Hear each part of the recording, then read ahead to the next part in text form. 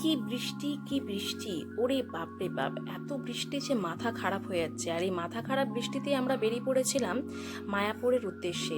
এই ট্রেনে চেপে সকালে আমরা ধরে নিয়েছিলাম ইন্টারসিটি, যেটা কিনা টাইমিং ছিল 6:45। তো এই ইন্টারসিটি ট্রেনে আমি, আমার মা, আমার বাবা, আমার ছেলে আর আমার হাজব্যান্ড, আমরা কয়েকজন মিলেই চলে গিয়েছিলাম মায়াপুরে। এই মায়াপুর যাত্রাটা পুরো হঠাৎ করে, বুঝতে পারলে, মানে একদমই পুরো হঠাৎ করে যাওয়া, আনপ্ল্যান্ড যাকে বলে। আর সবসময় বলে না, আনপ্ল্যান্ড জার্নিটা সবসময় সাকসেস হয়, ঠিক তাই। তো ট্রেনে দেখো যেতে যেতে কিছু ভিউ নিয়েছিলাম। আর ট্রেনে যাওয়ার সময় আমার ছেলে কয়েকজন বন্ধু পেয়ে গেছিলো, মনের মতো বন্ধু যাকে বলা চলে। তো এইখানে ও জার্নিটাও ফিলই করেনি। আমরা প্রথমে ইন্টারসিটির যেটা এক্সপ্রেস ধরে আমরা পৌঁছে গিয়েছিলাম ব্যান্ডেল স্টেশনে।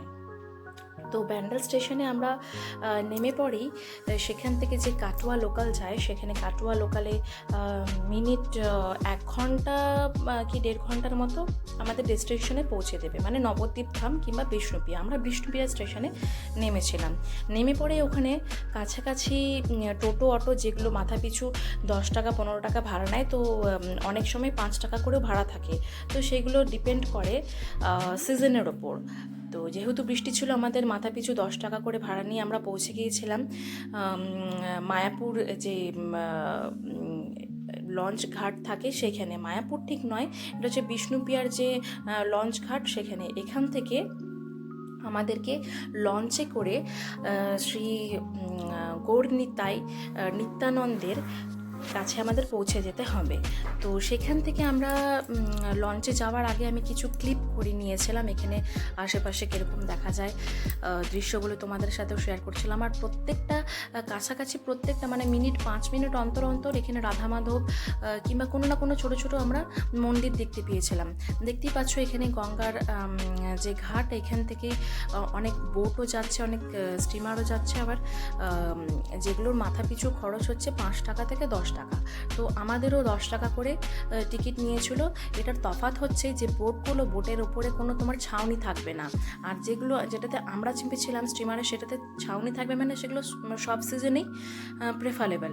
আর এই যাওয়ার সময় দেখতে পাচ্ছ অনেকগুলো বান্দর দেখা যাচ্ছিলো, যেগুলো দেখে আমার ছেলে তো খুবই আনন্দ হয়েছিল, খুবই মানে খুশি হয়েছিল। আর আমার রীতিমতো ভয় লাগছে যে যেহেতু আমি শ্যুট করছিলাম ক্যামেরা নিয়ে, ওরা পালিয়ে যদি যায়। তো দেখতে পাচ্ছ যেগুলো ওই বোটের ওপরে, মাথার ওপরে কোনো ছাউনি নেই।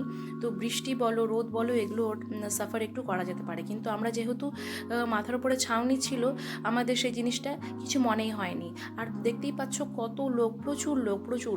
শুধুমাত্র এখানে যে দর্শনার্থীরা যাচ্ছে সেরকম কোনো ব্যাপার নয়, দৈনন্দিন যারা যাতায়াত করে তারাও থাকে।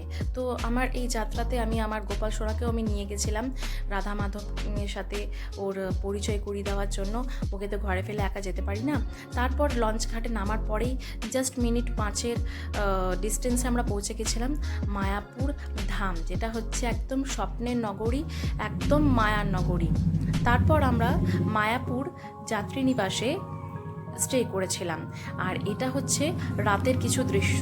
তোমরা দেখো, রাতে এখানে মানে ঠিক রাত বলা যায় না, সন্ধ্যের সময় আমরা সন্ধ্যা আরতি দেখার জন্য সবাই বেরিয়ে পড়েছিলাম। যেহেতু সেদিন ফার্স্ট ডে পৌঁছে পড়ে মোটামুটি আমাদের 2-3টে বেজে গিয়েছিলো পৌঁছতে। তো সেদিন সব জিনিসগুলো আমরা কভার করব না। কিছুক্ষণ রেস্ট করে নেওয়ার পর আমরা মন্দির প্রাঙ্গণে চলে যাই, আর সেখানেই সন্ধ্যা আরতি দেখব বলে ঠিক করি। তারপরে সন্ধ্যা আরতি দেখার পর আমরা আবার বাইরে মার্কেটে কিছু জিনিসপত্র কেনার জন্য বেরিয়ে পড়েছিলাম। যেহেতু মন্দিরের ভেতরে ফোন অ্যালাউ নয়, সেহেতু আমরা ফোনগুলোকে জমা রেখেছিলাম। এখান থেকে বেরিয়ে আমরা কিছুটা ঘুরে নেওয়ার পর চলে গেছিলাম হোটেলে, কারণ নেক্সট ডে আমাদের পুরো মায়াপুর ধামটা ঘোরার ছিল। সেই ভিডিও আমি তোমাদের সাথে শেয়ার করব নেক্সট ভিডিওতে। Thank you.